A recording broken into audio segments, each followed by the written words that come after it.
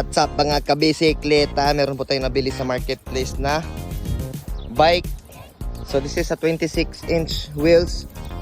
At yung specs nito, meron tayong Planet X ZebD Maxwell aluminum frame. So tinimbang ko to, 2 kilo lang to na frame. Aluminum alloy. Meron tayong Tora TK RockShox 100mm travel. Meron tayong ZTR Artex na wheel set, harap at likod.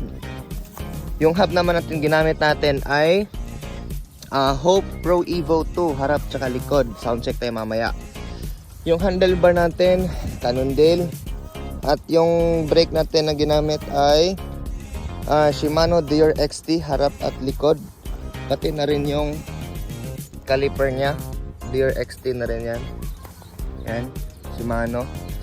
Yung crankset natin na ginamit ay Shimano M190 ata to, 3 sprocket. So hindi to na-adjust, fix talaga siyang 3 sprocket, hindi pa natin to na-upgrade.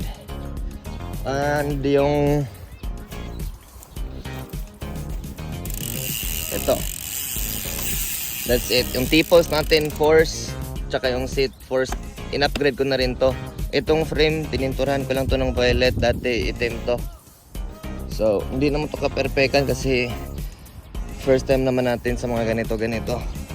So, yung gulong natin ay Mountain King 2.2 tong sa likod, sa harap 2.4. So, hindi ko na rin to pinalitan. Medyo bengkong na nga rin tong wheel set sa likod. Yung rotor natin, hindi ko alam kung anong brand nito. Sa likod, Shimano.